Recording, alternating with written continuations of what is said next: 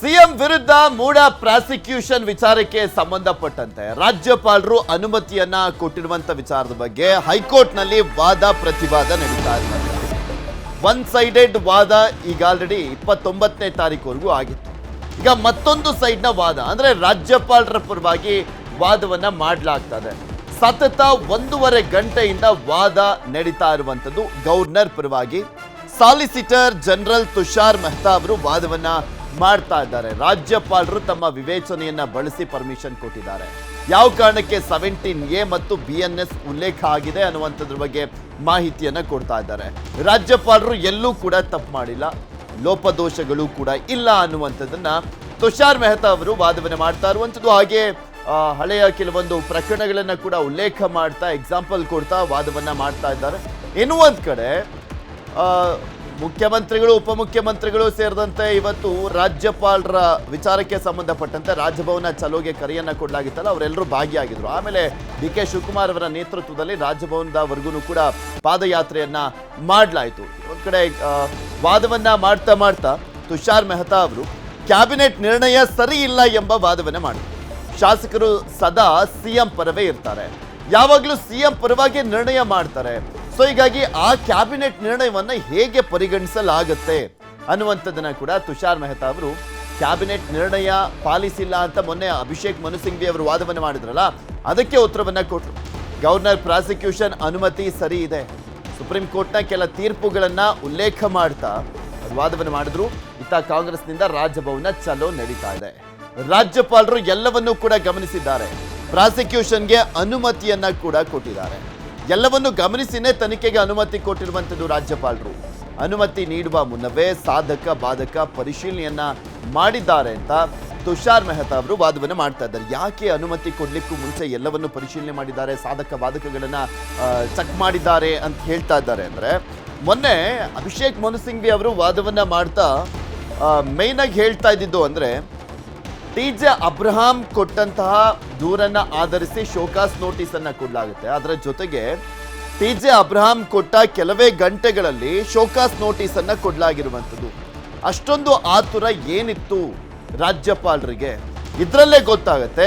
ಒತ್ತಡದಿಂದ ರಾಜ್ಯಪಾಲರು ತಮ್ಮ ವಿವೇಚನೆಯನ್ನ ಬಳಸದೆ ಅನುಮತಿಯನ್ನ ಕೊಟ್ಟಿದ್ದಾರೆ ಅಂತ ಸಿಂಘ್ವಿ ಅವರು ವಾದವನ್ನ ಮಾಡಿದ್ರು. ಅದಕ್ಕೆ ಈಗ ಪ್ರತ್ಯುತ್ತರವನ್ನ ಕೊಡಲಾಗ್ತಾ ಇದೆ ತುಷಾರ್ ಮೆಹ್ತಾ ಅವರಿಂದ.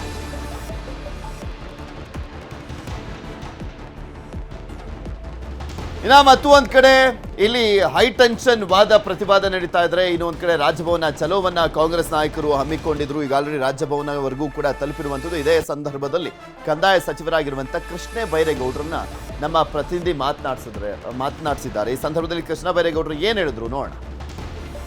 ರಾಜ್ಯಪಾಲರ ವಿರುದ್ಧದ ಹೋರಾಟದ ಒಂದು ಮುಂದುವರೆದ ಭಾಗವಾಗಿ ಇವತ್ತು ಕಾಂಗ್ರೆಸ್ ನಾಯಕರು ರಾಜಭವನ ಚಲೋ ಹಮ್ಮಿಕೊಂಡಿದ್ದಾರೆ. ಬನ್ನಿ, ಈ ಸಂಬಂಧವಾಗಿ ನಮ್ಮ ಜೊತೆ ಮಾತನಾಡೋದಕ್ಕೆ ಕಂದಾಯ ಸಚಿವ ಕೃಷ್ಣ ಬೈರೇಗೌಡರಿದ್ದಾರೆ, ಮಾತನಾಡ್ತೀನಿ. ಸರ್, ರಾಜ್ಯಪಾಲರು ಈ ಹಿಂದೆ ಸಚಿವ ಸಂಪುಟದ ಸಲಹಾ ನಿರ್ಣಯಕ್ಕೆ ಕ್ಯಾರೆ ಎಂದಿಲ್ಲ, ಆದರೆ ಇವತ್ತಿನ ಒಂದು ರಾಜಭವನದ ಚಲೋ ಮುಖಾಂತರ ಮನ್ನಣೆ ಸಿಗುತ್ತಾ, ನಿಮ್ಮ ಹೋರಾಟಕ್ಕೆ ಜಯ ಸಿಗುತ್ತಾ ಅಂತ? ನೋಡಿ, ನ್ಯಾಯಕ್ಕಾಗಿ ಹೋರಾಟ ಮಾಡಬೇಕಾಗಿರೋದು ನಮ್ಮ ಕರ್ತವ್ಯ, ನಮ್ಮ ಧರ್ಮ. ನಾವು ಹೋರಾಟ ಮಾಡ್ತಾ ಇದ್ದೇವೆ. ಸಂವಿಧಾನ ಹೇಳುತ್ತೆ ರಾಜ್ಯಪಾಲರು ಪಕ್ಷ ರಾಜಕೀಯ ಮಾಡಬಾರ್ದು ಅಂತೇಳಿ, ಹಾಗೂ ಪಕ್ಷ ರಾಜಕೀಯದಿಂದ ಮೇಲೆ ಇರಬೇಕು, ಪಕ್ಷಾತೀತವಾಗಿರಬೇಕು ಅಂತ. ಆದರೆ ಇವತ್ತು ರಾಜ್ಯಪಾಲರು ಒಂದು ಪಕ್ಷದ ಏಜೆಂಟ್ ಆಗಿ ಕೆಲಸ ಮಾಡ್ತಾ ಇದ್ದಾರೆ. ಪಕ್ಷಾತೀತವಾಗಿರಬೇಕಾಗಿರ್ತಕ್ಕಂಥ ರಾಜ್ಯಪಾಲರು ಪಕ್ಷಪಾತಿಯಾಗಿ ಇಂಪಾರ್ಷಿಯಲ್ ಆಗಿರೋರು ಇವತ್ತು ಪಾರ್ಶಿಯಾಲಿಟಿ ಮಾಡ್ತಾ ಇದ್ದಾರೆ, BJPಯ ಕೆಲಸವನ್ನು ಮಾಡ್ತಾ ಇದ್ದಾರೆ.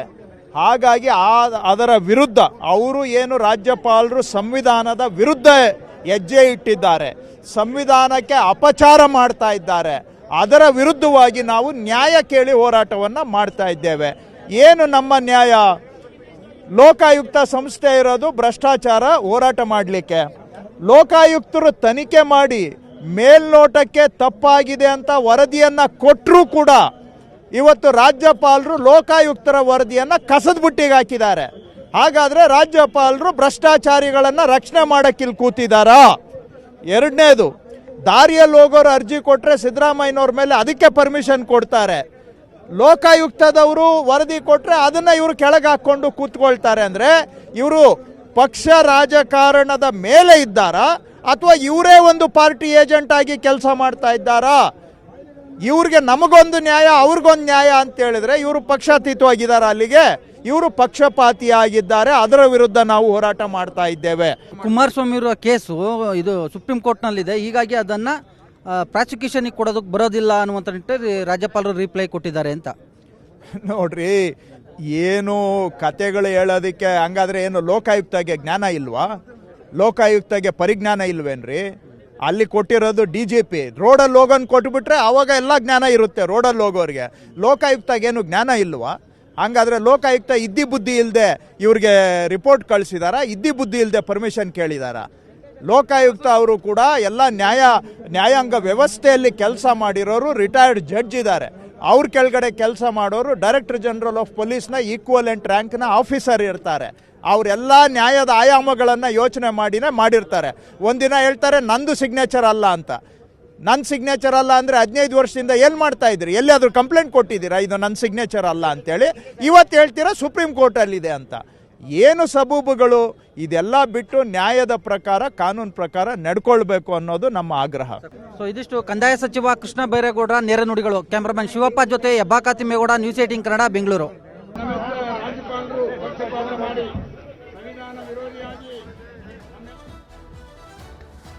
ನೋಡ್ತಾ ಇದ್ದೀರಾ, ಕಾಂಗ್ರೆಸ್ನ ನಾಯಕರುಗಳೆಲ್ಲರೂ ಕೂಡ ರಾಜ್ಯಪಾಲರ ನಡೆಯನ್ನ ಖಂಡಿಸ್ತಾ ಇರುವಂಥದ್ದು. ಅದರ ಜೊತೆಗೆ ವಿರೋಧ ಪಕ್ಷದ ನಾಯಕರುಗಳ ವಿಚಾರಕ್ಕೆ ಸಂಬಂಧಪಟ್ಟಂತೆ ಕೂಡ ಪ್ರಾಸಿಕ್ಯೂಷನ್ಗೆ ಅನುಮತಿ ಕೊಡಬೇಕು ಅಂತ ಆಗ್ರಹಿಸ್ತಾ ಇದ್ದಾರೆ. ಇದೇ ವಿಚಾರಕ್ಕೆ ಸಂಬಂಧಪಟ್ಟಂತೆ ಕಾಂಗ್ರೆಸ್ ನಾಯಕರು ಸಾಕಷ್ಟು ಜನ ಮಾತನಾಡಿದ್ದಾರೆ. ಯಾರ್ಯಾರು ಏನೇನು ಮಾತನಾಡಿದ್ದಾರೆ ನೋಡೋಣ. ರಾಜ್ಯಪಾಲರಿಗೆ ನಾವು ಕೆಲವು ವಿಷಯಗಳನ್ನ ಅವರ ಗಮನಕ್ಕೆ ತರಬೇಕು ಅಂತ ಹೇಳಿ ಒಂದು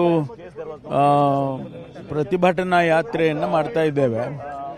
ಒಂದು ಏನು ಸಿದ್ದರಾಮಯ್ಯನವರ ಕೇಸ್ನಲ್ಲಿ ಏನು ಪ್ರಾಸಿಕ್ಯೂಷನ್ಗೆ ಪರ್ಮಿಷನ್ ಕೊಟ್ಟಿದ್ದಾರೆ, ಅದರ ಹಿನ್ನೆಲೆಯಲ್ಲಿ ಇವತ್ತು ಬೇರೆ ಬೇರೆ ಮುಖಂಡರುಗಳಿಗೆ, ಬೇರೆ ಬೇರೆ ನಾಯಕರುಗಳಿಗೆ ಲೋಕಾಯುಕ್ತದವರು ಪ್ರಾಸಿಕ್ಯೂಷನ್ ಮಾಡಬೇಕು, ನಮಗೆ ಪರ್ಮಿಷನ್ ಕೊಡಿ ಅಂತ ಕೇಳಿದ್ರು ಕೂಡ ವರ್ಷಾನುಗಟ್ಟಲೆ ಅದನ್ನು ಮಾಡಿಲ್ಲ. ಆದರೆ ಅದೇ ನೀತಿಯನ್ನು ಮಾನ್ಯ ಸಿದ್ದರಾಮಯ್ಯನವರಿಗೂ ಕೂಡ ಅವರು ಅನುಕರಿಸಬೇಕಾಗಿತ್ತು.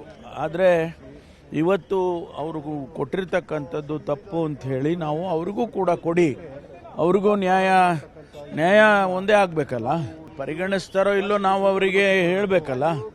V need to remind them. ಅದಕ್ಕೋಸ್ಕರ ಹೋಗ್ತಾ ಇದ್ದೇವೆ. ಕಾನೂನಿನ ಪ್ರಕಾರ ಕಾನೂನು ಎಲ್ಲರಿಗೂ ಒಂದೇ ಆಗಿರಬೇಕು ಅನ್ನುವಂಥದ್ದು ನಮ್ಮ ವಾದ.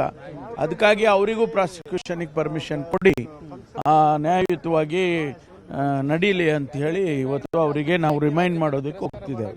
ನಾನು ಕಮೆಂಟ್ ಮಾಡೋದಿಲ್ಲ, ಅಂತ ಪ್ರಸಂಗನೂ ಕೂಡ ಇಲ್ಲ. ಮತ್ತು ಮಾನ್ಯ ಮುಖ್ಯಮಂತ್ರಿಗಳು ಸಿದ್ದರಾಮಯ್ಯನವರು ಮುಖ್ಯಮಂತ್ರಿಗಳಾಗಿ ಮುಂದುವರಿತಾರೆ. ಯಾವುದೇ ಕಾರಣಕ್ಕೂ ಅದಕ್ಕೆ ಏನು ತೊಂದರೆ ಆಗೋದಿಲ್ಲ. ತನಿಖಾ ಸಂಸ್ಥೆಗಳು ಪ್ರಾಸಿಕ್ಯೂಷನ್ಗೆ ಅನುಮತಿ ಕೊಡಬೇಕು ಅಂತ ಹೇಳಿ ತಿಂಗಳು ವರ್ಷಗಟ್ಟಲೆಯಿಂದ ಅವು ರಾಜಭವನದಲ್ಲಿ ರಾಜ್ಯಪಾಲರ ಮುಂದೆ ಇದ್ದಾವೆ. ಅವು ತನಿಖಾ ಸಂಸ್ಥೆಗಳು ತನಿಖೆ ಪೂರ್ಣ ಮಾಡಿ ಕೇಳಿದಂಥವು.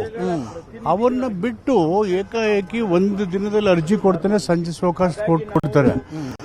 ಇದರಲ್ಲಿ ತನಿಖಾ ಸಂಸ್ಥೆಗಳು ಕೇಳೇ ಇಲ್ಲ, ಒಬ್ಬ ಖಾಸಗಿ ದೂರದಾರನ ಆಧಾರದ ಮೇಲೆ.